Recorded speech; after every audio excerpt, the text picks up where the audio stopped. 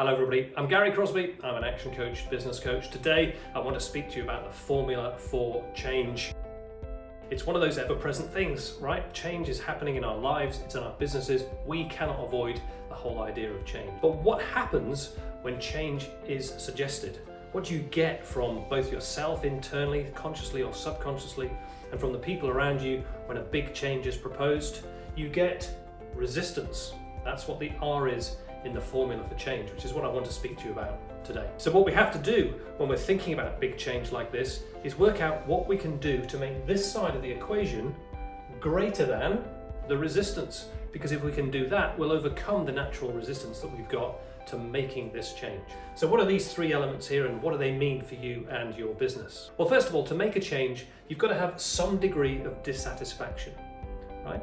If the situation you're in right now is dire and you don't really feel like things are working out the way they should, and you're dissatisfied with the way your team is working or with the amount of money that you're making or the amount of time that you're spending in the business, then that will be a catalyst for you to change. That will push this side of the equation up if you're really dissatisfied with the current situation. But also, as well as that pain of the situation you're in right now, we also want some of the vision, the V here, to show you where you're going to be going in your business. If that vision is a great vision and you're thinking about the next steps in your business and the next office you're going to open or the next shop you're going to open or the next industrial unit you're going to be opening, and that vision is nice and clear in your mind and you can feel the passion, the ambition that you've got for that, that's going to drive this side of the equation up as well, because you don't feel comfortable with the situation you're in, but you can see a great path towards the future. So that's a really important part of it too. The FS here stands for first steps.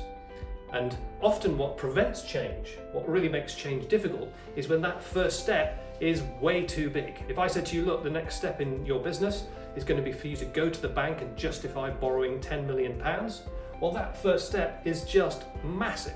And it might be that would stop you from wanting to make that change. If we can break these first steps down into manageable chunks, whether that's hiring another person, whether that's opening another unit or buying another van for your business, then those are all things that you might feel are manageable enough for you to make that change and overcome that initial resistance. So the formula for change is a really interesting way of looking at the situation when you can feel that big change is required.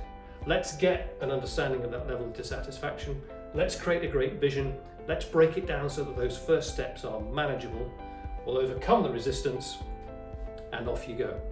So that's the formula for change. I use it a lot in my business coaching. It's a really important part of how you think about change.